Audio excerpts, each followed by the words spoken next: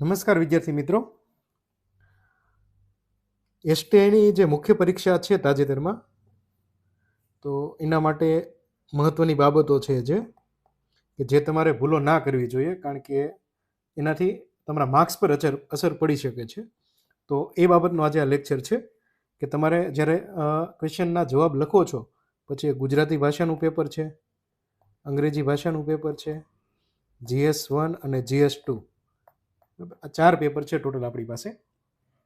તો દરેક પેપરનો દરેક પ્રશ્ન તમારા માટે ઇમ્પોર્ટન્ટ છે સિલેક્શન માટે, કારણ કે 0 પછીથી પણ માર્ક્સથી પણ તમારું સિલેક્શન નથી થતું.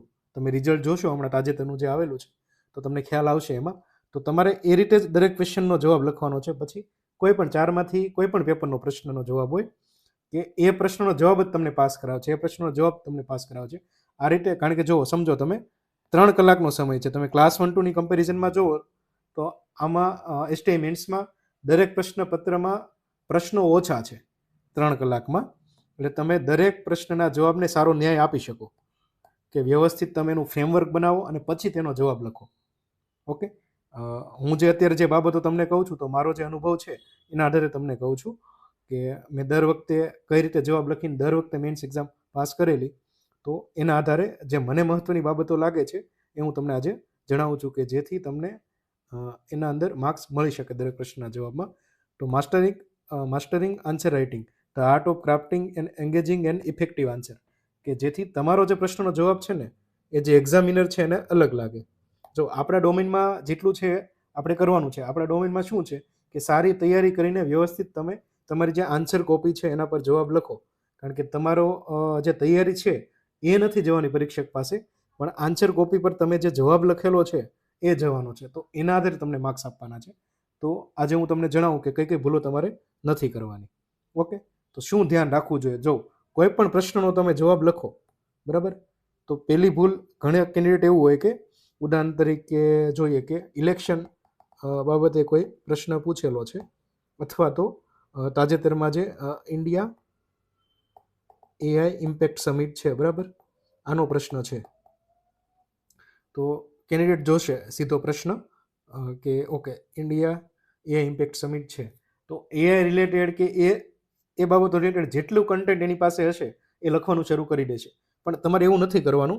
પહેલાં તમારે જોવાનું છે કે પ્રશ્ન સમજો કે એક્ઝેક્ટલી તમને શું પૂછેલું છે, કે ચર્ચા કરો એવું લખેલું છે પાછળ, મૂલ્યાંકન કરો, સમજાવો, બરાબર. આ દરેકનો અર્થ અલગ હોય, જે ટેલિંગ વર્ડ આપણે કહીએ તેને ઇંગ્લિશમાં.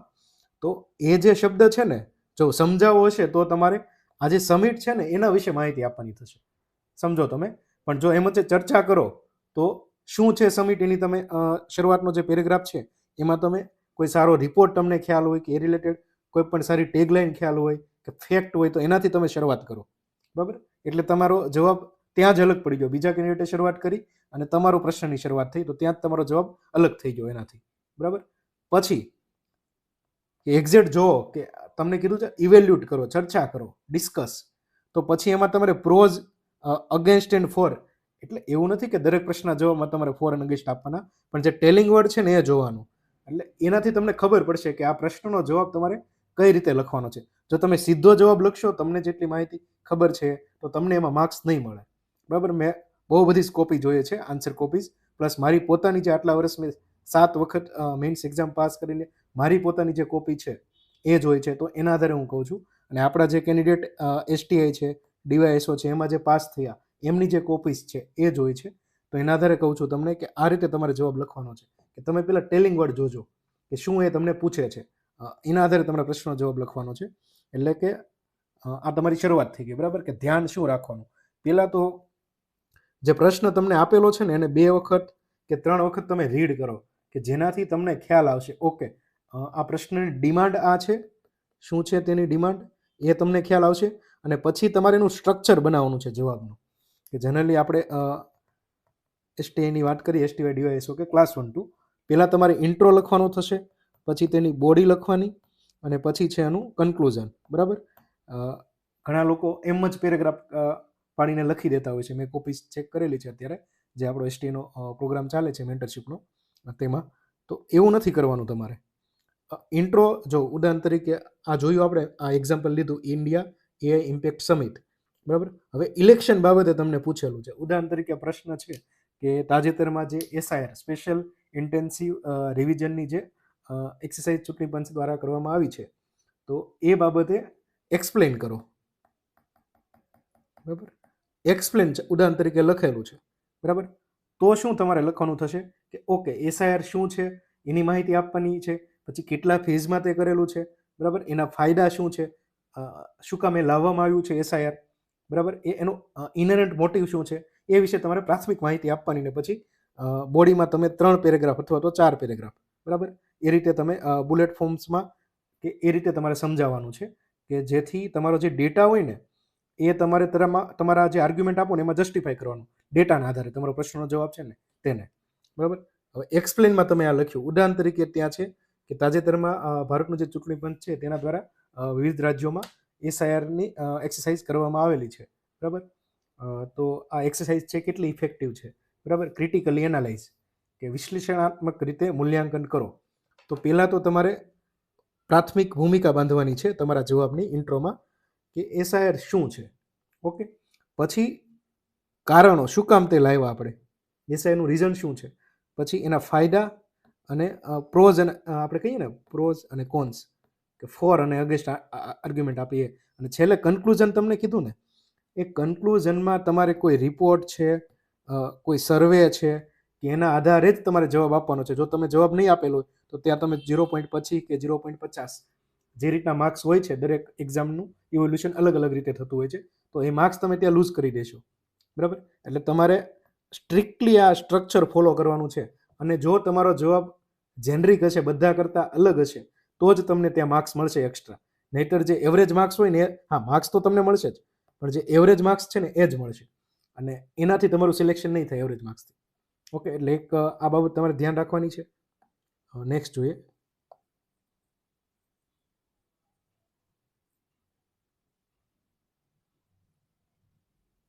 ઓકે, લેંગ્વેજ, ભાષા. જો એસટીએની જે એક્ઝામ છે એમાં તો તમારે ગુજરાતી ભાષામાં જ લખવાનું છે, પ્રોવાઇડેડ કે જે ઇંગ્લિશ લેંગ્વેજનું પેપર છે, બરાબર, એ તમારે અંગ્રેજી ભાષામાં લખવાનું છે ખાસ કરીને, બરાબર. અને આનું હું તમને કહું કે આપણા એક કેન્ડિડેટ છે જે મેં એમનો ફીડબેક પાછળ મૂકેલો છે કે જે આપણી સાથે ડીવાયએસઓના જે મેન્ટરશિપ પ્રોગ્રામ હતો તેમાં જોઈન થયા હતા, અને ખૂબ સારા માર્ક્સ લાવીને 47th રેન્ક સાથે ડીવાયએસઓમાં પાસ થઈ ગયા. ધેન આફ્ટર એ સીસીનો આપણો જે મેન્ટરશિપનો પ્રોગ્રામ છે એમાં જોઈન થયા, અને એસટીઆઈ મેન્સનો પ્રોગ્રામ છે એમાં જોઈન થયા. તો સીસી ગ્રુપ એમાં પણ પાસ થઈ ગયા અને એસટીઆઈમાં પણ પાસ થઈ ગયા, અને હાલમાં એસટીઆઈ બની ગયા છે, બરાબર. તો આ હું તમને એટલે કહું છું કે એનું જે અંગ્રેજી ભાષાનું પેપર છે જે ઇંગ્લિશ લેંગ્વેજનું, એમાં મેં જેને સજેશન આપેલા અને એને પોતાના જે જવાબો છે એમાં ઇન્કોર્પોરેટ કર્યા, અને અંગ્રેજી ભાષાના પેપરમાં એ ખૂબ સારો સ્કોર કરીને એસટીએ થઈ ગયા છે. કે શું સામાન્ય મિસ્ટેક જનરલી લોકો શું કરતા હશે એ હું તમને જણાવું અત્યારે, હમણાં આગળની જે સ્લાઇડ છે તેમાં. પણ ભાષા, જો આ વાત થઈ અંગ્રેજી ભાષાની. હવે 3 પેપર છે. એક તો ગુજરાતી ભાષાનું જે પેપર છે પહેલું પેપર આપણું, તો એમાં જો દરેક ફોર્મેટ છે ને ઉદાહરણ તરીકે નિબંધ છે, બરાબર. તમને જે પેજીસ આપેલા હોય નિબંધ લખવા માટે, તો એ ભાષાના પેપરમાં તમે જ્યારે કોઈ પ્રશ્નનો જવાબ લખો કે પછી આ ફોર્મેટ છે કે નિબંધ છે, તો એમાં તમારી જોડણીની ભૂલો ના થવી જોઈએ, જોડણીની ભૂલો ના થવી જોઈએ. જો થશે તો એના માર્ક્સ તમને નહીં મળે, કારણ કે ભાષાનું પેપર છે, એમાં તમારી ભાષાની જે શુદ્ધતા છે એ જોવામાં આવશે કે તમે ભૂલો કર્યા વગર કઈ રીતે પ્રશ્નનો જવાબ લખી શકો છો, બરાબર. એટલે ખાસ બાબત તમારે આ ધ્યાન રાખવાની છે. જો જોડણીની ભૂલ હશે તો તમને ત્યાં માર્ક્સ નહીં મળે. અને ભાષાના પેપરમાં જે જવાબ લખો એ ભાષાની દ્રષ્ટિએ જ લખવાનો છે તમારે જવાબ. હા, તમે અમુક ફોર્મેટ છે નિબંધ કે તેમાં ડેટા ફેક્ટનો યુઝ કરી શકો, પણ ઘણા સ્લોગન એવા હોય છે, ઘણી પંક્તિઓ એવી હોય છે કે જે તમારા જવાબને અલગ પાડે, કારણ કે ભાષાનું પેપર છે ત્યાં તમારે એનો યુઝ કરવાનો છે, ઓકે. તો આ ભાષાની વાત થઈ. હા, જીએસના જે પેપર છે 2 પેપર, એમાં તમે કદાચ લેંગ્વેજમાં ભૂલ કરો છો, કોઈ રસવઈ છે કે દીર્ઘઈ છે, તો એનું ત્યાં એટલી બધું ઇફેક્ટિવ નથી, પરંતુ આ પેપરમાં ખૂબ ઇફેક્ટિવ છે ભાષાના પેપરમાં. નેક્સ્ટ છે અંગ્રેજી ભાષાનું પેપર, ઓકે. તો આમાં પણ એક ખૂબ મહત્વની બાબત છે કે મોસ્ટ ઓફ લોકો છે ને લેટર્સની ભૂલ કરતા હોય છે, કેપિટલ અને સ્મોલ લેટર. અને ત્યાં જ એ લોકોએ તમે કોઈ કોપીઝ હશે એ જોઈ હશે, તો ત્યાં રાઉન્ડ માર્ક કરેલો છે આ રીતે. અમુક કોપીઝ મેં જોયેલી છે કે એક પેજ પર 14 15 આઉટ માર્ક, એક પેજની વાત કરું છું, અને લગભગ લોકો આ ભૂલ કરે છે. તમારે ખાસ ધ્યાન રાખવાનું છે કે આ ભૂલો ના થવી જોઈએ. બરાબર, આપણો જે પ્રોગ્રામ ચાલે છે અત્યારે, તો એમાં મેં કોપી ચેક કરીને સેમ હું વાત કરું કે આ રીતની આપણે જે કેન્ડિડેટ હતા એસટીએમાં કે ડીવાયએસઓમાં, તો એની ભૂલો થતી હતી, આપણે રેક્ટિફાઈ કરી, ધેન આફ્ટર એણે ઇમ્પ્લિમેન્ટ કરી. જો મહત્વનું એ છે કે તમે જે પ્રેક્ટિસ કરો ને એ તમારી કોપી પર આવવું જોઈએ ત્યાં એક્ઝામની, કારણ કે તમારી કોપી જ ત્યાં જવાની છે પરીક્ષક પાસે. એટલે આ એક ખાસ ધ્યાન રાખવાનું છે તમારે. કન્ટેન્ટ ખૂબ મહત્વનું છે, આ કન્ટેન્ટ. બરાબર, આ તમે બંધારણ બનાવી લીધું અને ભાષા પણ તમારી પકડ આવી ગઈ, પણ કન્ટેન્ટ તમારી પાસે યુનિક હોવું જોઈએ. જો બધાને ખબર છે કે ઇલેક્શન કમિશનની જોગવાઈ બંધારણના આર્ટિકલ 324માં છે. ભારતનું ચૂંટણી પંચ છે લોકસભા, રાજ્યસભા અને વિધાનસભાની ચૂંટણી કરાવે છે. લોકલ બોડીઝની જે ઇલેક્શન હોય તો સ્ટેટ ઇલેક્શન કમિશન કરાવે છે. બરાબર, આ માહિતી બધા લખવાના છે. જો હું તમને ખાલી એક્ઝામ્પલ આપું છું કે જો ઇલેક્શન રિલેટેડ ટોપિક આવ્યો હતો, બરાબર, એ રીતે એન્વાયરમેન્ટ રિલેટેડ આવી શકે, કે ઇન્ડિયન કોન્સ્ટિટ્યુશન રિલેટેડ આવી શકે, બેઝિક સ્ટ્રક્ચર ડોક્ટ્રીન રિલેટેડ આવી શકે. તો તમારે થોડું પ્લસ કન્ટેન્ટ આપવું પડશે ત્યાં, કે તમે કોઈ એવો એડિટોરિયલ રીડ કરેલો છે, એમાં કોઈ યુનિક રિપોર્ટ આવેલો છે, બરાબર, એ તમે નાખશો પ્રશ્નના જવાબમાં કે આના આધારે આવું કહી શકાય, અને બીજો કેન્ડિડેટ છે એણે ઉલ્લેખ નહીં કર્યો હોય, તો ત્યાં તમારો જવાબ છે એ થોડો એક્સ્ટ્રા એજ બની જશે. આ રીતે તમે થોડું કન્ટેન્ટ કરીને તમારો જવાબને એનરીચ કરશો, તો સરવાળે એ જવાબ તમને 1 થી 1.5 માર્ક્સ કે 2 માર્ક્સ બીજા કેન્ડિડેટની કમ્પેરિઝનમાં વધારે અપાવશે. પણ જો તમે આ કરશો તો તમારે અલગ અલગ ડાયમેન્શનથી પ્રશ્નોનો જવાબ લખવો પડશે, અલગ અલગ ડેટા નાખવા પડશે, ફેક્ટ્સ નાખવા પડશે, અને એ પણ આ સ્ટ્રક્ચરને ફોલો કરીને તો જ તમને માર્ક્સ મળશે, નહીંતર ત્યાં માર્ક્સ નહીં મળે. ઓકે, હવે ચોથી બાબત છે ડેટા એન્ડ ફેક્ટ્સ. બરાબર, ખૂબ જરૂરી છે. જો ઇલેક્શન રિલેટેડ તમને પૂછેલું છે, એન્વાયરમેન્ટ રિલેટેડ પૂછેલું છે, પંચાયતી રાજ ઇન્સ્ટિટ્યુશન રિલેટેડ પૂછેલું છે, કે આર્ટ એન્ડ કલ્ચરમાં કોઈ બાબત પૂછેલી હોય તમને, કે જીઓગ્રાફીનો ક્વેશ્ચન હોય, ઇવન કરંટનો કોઈ ક્વેશ્ચન હોય, તો તમે જો એમ જ આન્સર લખી દેશો, જનરલ આન્સર, તો માર્ક્સ નહીં મળે તમને. પણ તમારો જવાબ છે ને થોડો એક્સ્ટ્રા હોવો જોઈએ, એમાં થોડા ડેટા હોવો જોઈએ, ફેક્ટ્સ હોવા જોઈએ. સપોઝ કોઈ આર્ટિકલ આન્સરમાં પ્રશ્નના જવાબમાં તમારું સ્ટેન્ડ માંગેલું છે, તો ફોર અને અગેન્સ્ટ આર્ટિકલ જે તમારા જજમેન્ટ છે, કમેન્ટ્સ છે ફોર અને અગેન્સ્ટ માટે, એ પણ બેલેન્સ હોવા જોઈએ. અને પછી તમે કન્ક્લુઝન લખો કોઈ રિપોર્ટના આધારે કે કોઈ સર્વેના આધારે, તો તમારો જવાબ છે એ યોગ્ય લાગશે, અને જે પરીક્ષક છે એના સામે જે પ્રશ્નનો જવાબ છે એ વ્યવસ્થિત રીતે કન્વે થશે, એ વાંચશે અને સમજશે એને. Okay, structure. બરાબર, પહેલાં તો તમારે ઇન્ટ્રો લખવાનો થશે, તેમાં પછી છે બોડી લખવાની અને કન્ક્લુઝન. જો દરેક પ્રશ્નનો જવાબ છે ને એમાં તમારે સ્ટ્રક્ચર ફોલો કરવાનું જ હોય છે, પણ જો આ સ્ટ્રક્ચર તો બધા ફોલો કરવાના છે, પણ તમારે જે સ્ટ્રક્ચર ફોલો કરવાનું છે ને એ ઇન્ટ્રો, પછી બોડીમાં 1, બોડી 2, આ રીતે કરી દેવાનું, અને કન્ક્લુઝન. એટલે શું થશે કે ઉદાહરણ તરીકે કોઈ ટોપિક છે આર્ટિફિશિયલ ઇન્ટેલિજન્સ વિશે તમને પૂછેલું છે, તો અહીંયા તમે ઇન્ટ્રોમાંની પૂર્વ ભૂમિકા બાંધી દીધી શું છે ને કન્ટેક્સ્ટ પ્રમાણે એ પણ સમજવાનું છે કે એક્ઝેક્ટ કન્ટેક્સ્ટ શું છે એ પ્રશ્નનો, તમારી પાસે શું માંગેલું છે. પછી બોડી 1 એટલે થોડું તમે આનાથી આગળ જઈને એ પ્રશ્નનો જવાબ આપો. પછી ઘણી વખત હું જો મારી પર્સનલ વાત કરું તો હું સ્ટેન્ડ લઉં, અને પછી બોડી 2 હોય એમાં તમારે એને જસ્ટિફાઈ કરવાનું છે. બરાબર, અને જસ્ટિફાઈ કેના, કોઈ રિપોર્ટ કે એના આધારે. બરાબર, મેં મારી કોપીઝ હું છે, બરાબર, એક જે મેં પ્રેક્ટિસ કરેલા પ્રશ્નોના જવાબ હોય એ જે આ મેન્ટરશીપનો પ્રોગ્રામ હતો એમાં મૂકેલી હતી, કેન્ડિડેટને મેં બતાવેલી હતી કે એ રીતે તમારે પ્રશ્નનો જવાબ લખવાનો છે, તો તમે ત્યાં જે જનરલ આન્સર છે ને એની કરતાં વધારે માર્ક્સ લઈ શકશો. બરાબર, અહીંયા તમે સ્ટેન્ડ લીધું, એને જસ્ટિફાઈ કર્યું, પછી કન્ક્લુઝનમાં તમે તો તમારી રીતે જસ્ટિફાઈ કર્યું, પણ એ સ્ટેન્ડ, તમારું જે પોતાનું સ્ટેન્ડ છે ને એને વધારે વેલિડિટી આપવા માટે એને તમારે કોઈ રિપોર્ટ કે સર્વેના આધારે કન્ક્લુઝનમાં જસ્ટિફાઈ કરવાનું છે. એટલે તમારો વ્યક્તિગત અભિપ્રાય અને જે કોઈ સર્વેનો બહોળો જે અભિપ્રાય છે એ બંને મેચ થશે, અને ત્યાં તમે આ જે જવાબ છે તમારો એ વધારે સારો લાગશે પ્રશ્નનો જવાબ. જો કોઈ પણ પ્રશ્નના જવાબમાં આપણાથી જેટલું પણ બનતું ઇનોવેટિવ થતું હશે જવાબ, એટલો તમારે લખવાનો છે, તો જ તમને માર્ક્સ ત્યાં પ્લસ 0.25 કે 0.50 કે 1 માર્ક્સ મળશે, અને મળે છે. તમે જોજો કે ઘણી કોપીઝ હોય તો કોઈક એવી બાબત લખેલી હોય કે ત્યાં +1 કે +0.25 કરેલું હશે. તમે ઘણાની કોપીઝ હોય તો ઇવોલ્યુશન અલગ અલગ હોઈ શકે છે, પણ આ એક બાબત છે એમ કે જે આપણા ધ્યાનમાં આવી છે અને આપણે ઇમ્પ્લિમેન્ટ કરવી જોઈએ. ઓકે, આ સ્ટ્રક્ચરની બાબત થઈ. પછી છે ક્રિએટિવિટી. વાત કરીને કે તમારા જવાબમાં ક્રિએટિવિટી કઈ રીતે આવે, બરાબર. તમે ઉદાહરણ તરીકે નેક્સ્ટ આપણે ટોપિક લઈએ તો એન્વાયરોમેન્ટ એન્ડ એગ્રીકલ્ચર, બરાબર, અથવા તો ખાલી આપણે એગ્રીકલ્ચરનો ટોપિક લઈએ, એગ્રીકલ્ચર, બરાબર, ખેતી વિશે. તો એગ્રીકલ્ચર બાબતે તમને કોઈ માહિતી પૂછેલી છે, બરાબર, કે ઉદાહરણ તરીકે જે એગ્રીકલ્ચર આપણું જે ક્ષેત્ર છે તો એમાં આપણે કોઈ ઇસ્યુઝનો ઉદાહરણ તરીકે જનરલ ક્વેશ્ચન છે કે ભારતનું જે એગ્રીકલ્ચર ક્ષેત્ર છે એ વિવિધ સમસ્યાઓનો સામનો કરી રહેલો છે. આ રીતનો જનરલ ક્વેશ્ચન છે. હવે એટલે જવાબ તમે લખવાનું શરૂ કરો એટલે શું લખો, પહેલાં તો એગ્રીકલ્ચરની તમે પૂર્વ ભૂમિકા આપો કે ભારત ખેતી પ્રધાન દેશ છે ને આ તે, પછી અલગ અલગ તમે સમસ્યાઓ લખશો, પછી કન્ક્લુઝન આપીને જવાબ લખી દેશો. ઓકે, આ એક બાબત થઈ ગઈ. બીજો કેન્ડિડેટ છે જે એક એની ક્રિએટિવિટીનો યુઝ કરશે. ઓકે, ખેતી પ્રધાન દેશ તો છે જ આપણે, પરંતુ એવું કરશે કે આપણે જે પર એકરીએજ જે કલ્ટિવેશન થાય છે ક્રોપ્સનું, બરાબર, એની પાસે ડેટા હશે. તો ઉદાહરણ તરીકે એ સરખામણી કરશે આપણે જે સ્વતંત્રતા મળી ત્યારે શું ડેટા હતો એ, અને હાલમાં જે એગ્રી સેન્સસ થઈ જે છેલ્લી લાસ્ટ એનો જે ડેટા હતો તે, બરાબર. એટલે અહીંયા એનો જવાબ અલગ પડી ગયો.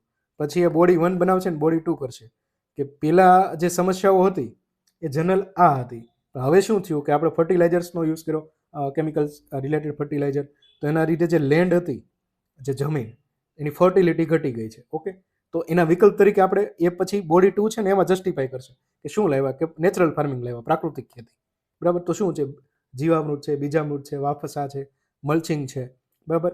અને પછી એવું પણ લખી શકો તમે તમારો ડેટા આપવો હોય તો કે સરકારના અલગ અલગ ઇનિશિયેટિવ યોજનાઓ, 2 થી 3 PM કિસાન યોજના છે, કે પાક સંરક્ષણ માટેની કોઈ યોજના હોય, કોલ્ડ સ્ટોરેજ માટેની યોજના હોય, તો એ રીતે લખો. તો જે તમે અહીંયા ઇશ્યુઝ બતાવેલા હશે ને એ તમારા જવાબમાં જસ્ટિફાઈ થઈ જશે. અને પછી તમે એનું કન્ક્લુઝન લખો યુનિક રીતે, કે ફાર્મર્સને આપણે 5F કહીએ, ફાર્મ ફાઈબર, એ રીતે અલગ અલગ એક્રોનિમ્સ હોય છે, હું યુઝ કરતો હોઉં છું મારી રીતે, અને માર્ક્સ મળે છે એ રીતે. તો તમે એ રીતે એક્રોનિમ્સ પણ યુઝ કરી શકો. હવે તમે જ એક્ઝામિનર છો તો અહીંયા માર્ક્સ આપશો કે અહીંયા માર્ક્સ આપશો, બટ ઓબ્વિયસ છે કે તમે અહીંયા જ માર્ક્સ આપશો, 7 માર્ક્સ, 8 માર્ક્સ, કે જે ઇવોલ્યુશનનું ધોરણ હોય એ પ્રમાણે, પર્ટિક્યુલર રિક્રુટમેન્ટનું, પર્ટિક્યુલર ક્વેશ્ચનનું, એ પ્રમાણે તમે માર્ક્સ આપશો. તો જો અહીંયા તમારી ક્રિએટિવિટી બતાવશે તમારો જવાબ. Okay, next diverse answer. કે ઘણી વખત પ્રશ્ન એવો હોય, ઉદાહરણ તરીકે તમને એન્વાયરોમેન્ટ રિલેટેડ પૂછેલું છે, એન્વાયરોમેન્ટ વર્સિસ ડેવલપમેન્ટ, આની ડિબેટ છે એન્વાયરોમેન્ટ વર્સિસ ડેવલપમેન્ટ, બરાબર. તો અહીંયા તમે લખો જનરલ જવાબ. તો કેન્ડિડેટ લખી દેતા હોય છે, મેં મોક ટેસ્ટમાં ક્વેશ્ચન સેટ કરેલો કે એન્વાયરોમેન્ટ રિલેટેડ લખે, પછી વિકાસના લીધે પર્યાવરણનું નુકસાન થઈ રહ્યું છે, આ ઇસ્યુઝ આવેલા છે, એ રીતે જસ્ટિફાઈ કરે, અને પછી અહીંયા કન્ક્લુઝનમાં એનો જવાબ પૂરો કરી દે. પણ એક કેન્ડિડેટ એવો હશે કે જે અલગ જવાબ લખશે કે એન્વાયરોમેન્ટ અને ડેવલપમેન્ટ છે ને એ બંનેની વિરુદ્ધ નથી, પરંતુ એક સિક્કાની બંને બાજુ છે, બંને એક સાથે ચાલવું જોઈએ. મતલબ કે તમે આપણે કહીએ ને સસ્ટેનેબલ ડેવલપમેન્ટ, કે આપણે ડેવલપમેન્ટ નથી કરવાનું, પણ ડેવલપમેન્ટ સસ્ટેનેબલ ડેવલપમેન્ટ થવું જોઈએ. આપણે SDG ગોલ છે એના વિશે તમને માહિતી હશે, અને એનાથી એ શરૂઆત કરશે. તો સમજો અહીંયા જ આ જવાબ છે ને આના કરતાં અલગ પડી ગયો, પછી તો આ કેન્ડિડેટ પોતાની ક્રિએટિવિટીનો યુઝ કરીને સારો જવાબ લખી શકશે. પણ એક્ઝામિનરે આ પ્રશ્ન વાંચવાની શરૂઆત કરીને ત્યારે જ એને ખ્યાલ આવી જાય કે ઓકે, આ એક યુનિક આન્સર છે, ડાયવર્સ આન્સર છે, અને અહીંયા તમને માર્ક્સ મળશે, બરાબર. એટલે સૌપ્રથમ આપણે શું વાત કરી, સ્ટ્રક્ચરની વાત કરી, ક્રિએટિવિટીની વાત કરી, તમારો ડાયવર્સ આન્સર હોવો જોઈએ. ઓકે, નેક્સ્ટ ટોપિક છે connecting through unique keywords. Okay, કે ઉદાહરણ તરીકે તમને કહું કે પંચાયતી રાજ સંસ્થાઓ છે, પંચાયતી રાજ સંસ્થાઓ, બરાબર. આના વિશે કોઈ પ્રશ્ન તમને પૂછેલો છે કે હાલમાં ભારતમાં જે પંચાયતી રાજ સંસ્થાઓ છે એ એનું કેપેસિટી બિલ્ડિંગ કરવાની જરૂર છે કે શું છે, એનું હાલમાં સ્ટેટસ શું છે, અને તમને કહે કે મૂલ્યાંકન કરો, એનું મૂલ્યાંકન કરો. ઓકે, તો યુનિક કીવર્ડ્સ તમે કેવા યુઝ કરી શકો આમાં, જો જનરલ કેન્ડિડેટ તો લખી દેશે એનો જવાબ, પણ તમારે શું કરવાનું કે યુનિક કીવર્ડ્સ યુઝ કરવાનું. ઉદાહરણ તરીકે ડેમોક્રેટિક, ડિસેન્ટ્રલાઇઝેશન. જો આ જે યુનિક કીવર્ડ્સ હોય ને તમારી પોતાના યુનિક કીવર્ડ્સની ટોપિક વાઇઝ તમારી પાસે નોટ્સ હોવી જોઈએ. બરાબર, આપણો જે પ્રોગ્રામ છે એમાં હું જે કેન્ડિડેટને જે સેશન થતો હોય પર્ટિક્યુલર વ્યક્તિગત એનો, તો ગૂગલ મીટથી એમાં હું એને કહેતો હોઉં છું કે આ પ્રશ્નનો તમારો જવાબ છે તો તમારે આ રીતે લખવાનો છે, આનો જવાબ છે તો એમાં તમે આ યુનિક કીવર્ડ્સ યુઝ કરી શકો. તો એ રીતે દરેક ટોપિકના મેજર જે થીમ છે, હાર્ડલી 18 થી 20 થીમ છે, એના તમારી પાસે યુનિક કીવર્ડ્સ હોવા જોઈએ. તો ડેમોક્રેટિક ડિસેન્ટ્રલાઇઝેશન છે, પછી કોઓપરેટિવ કોમ્પિટિટિવ ફેડરલિઝમ, આ રીતના શબ્દો છે કે જેનો યુઝ કરો ને તો તમારો આન્સર થોડો મેચો લાગશે, થોડો નહીં વધારે મેચો લાગશે બીજાની કમ્પેરિઝનમાં.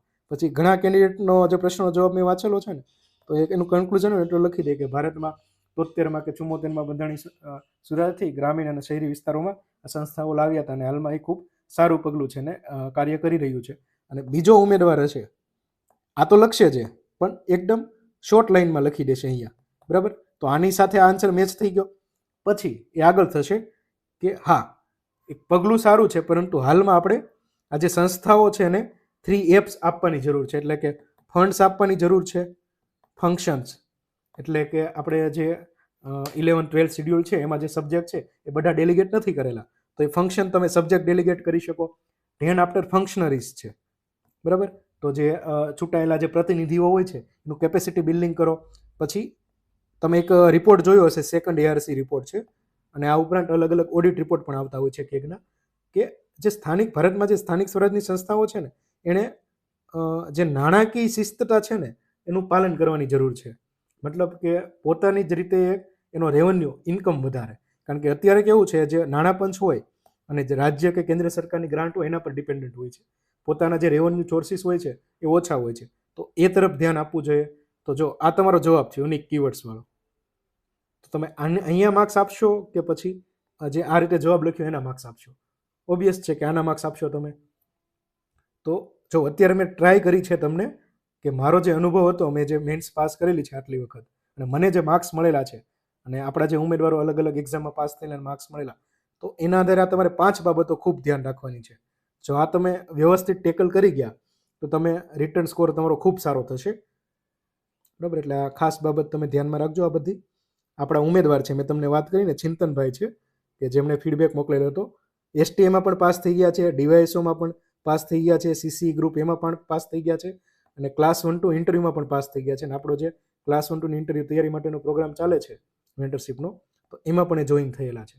તો સમજો તમે શું કામ કે તમે એક યુનિક મેથડ પકડી લો, તમારી પોતાની કન્ટેન્ટ, તમારું પોતાનું નોટ્સ, તમારી પોતાની આન્સર રાઇટિંગની ટ્રીક તમારી પોતાની, અને એને પછી તમે મેક્સિમમ એનરીચ કરો, મેક્સિમમ રીડિંગ કરો, મેક્સિમમ ડેટા કલેક્ટ કરો.